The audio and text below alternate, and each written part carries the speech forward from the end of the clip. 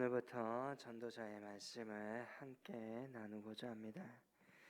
전도서를 쓴 사람은 1절을 보면 누구인지 정확하게 보여줍니다. 그는 다윗의 아들로서 예루살렘의 왕이라고 합니다.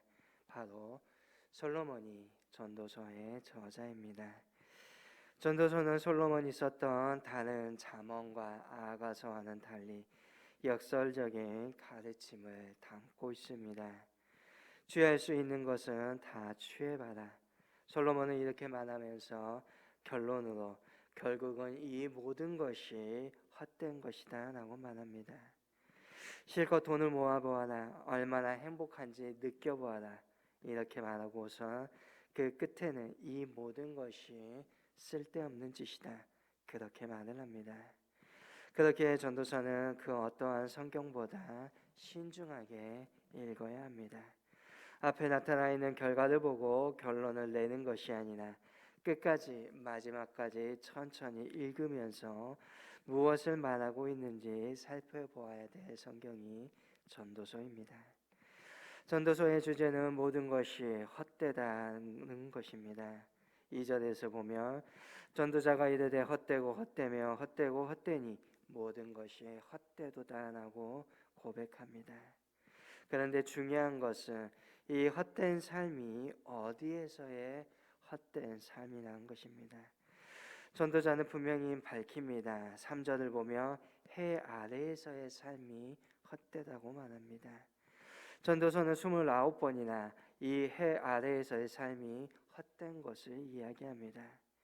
결론적으로 말하면 전도자가 추구하는 삶은 바로 해 위에서의 삶, 하나님을 추구하며 하나님의 말씀이 진리를 따르며 살아나가는 삶을 추구하고 있는 것입니다.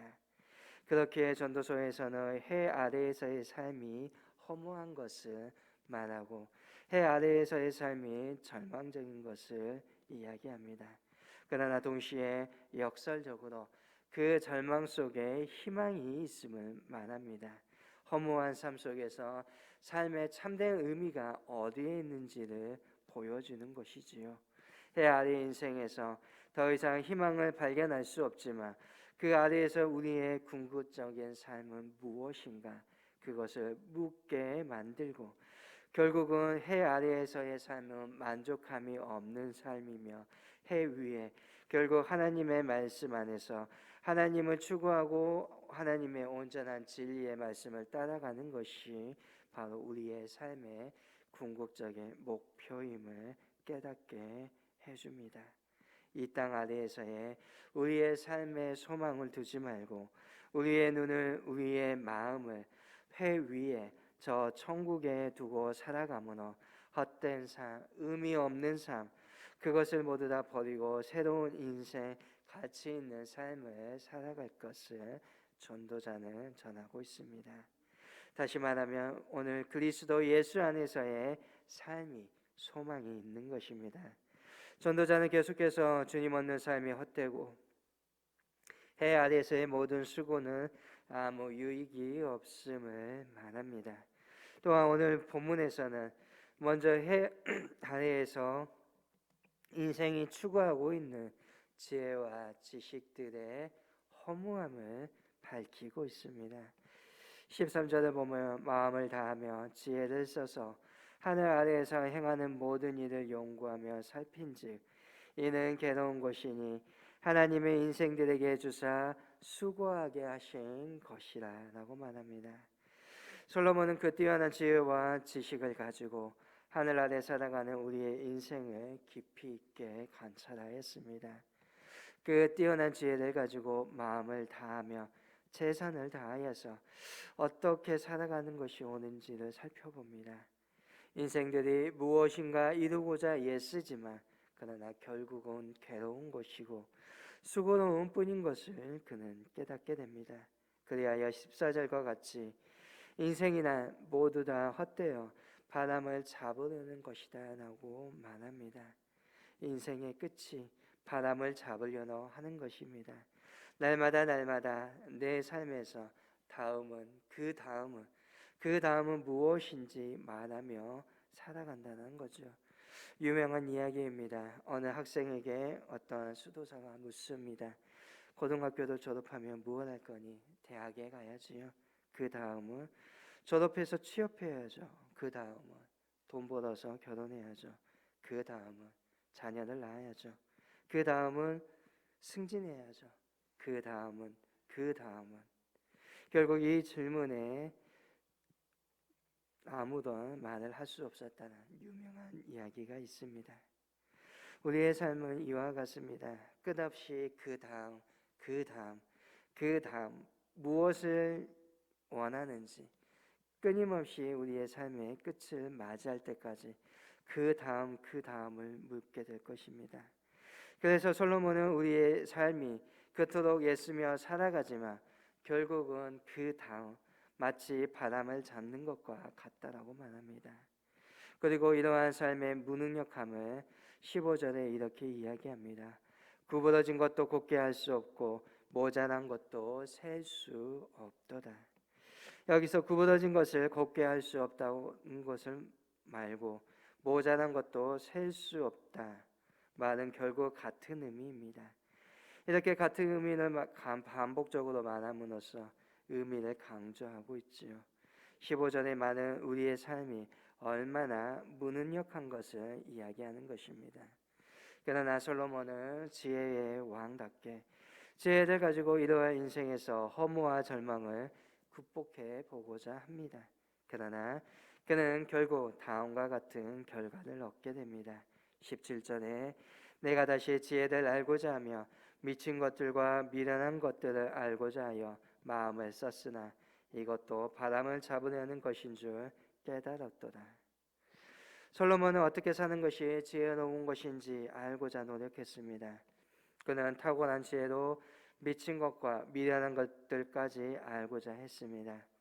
그리고 실제로 이러한 일들을 연구했다는 것이 아니라 세상 만사가 허무하고 불완전한 것이기에 자신을 비롯한 지혜자들이 추구한 모든 노력들이 허탄하고 미친 짓이고 미련하다는 의미입니다.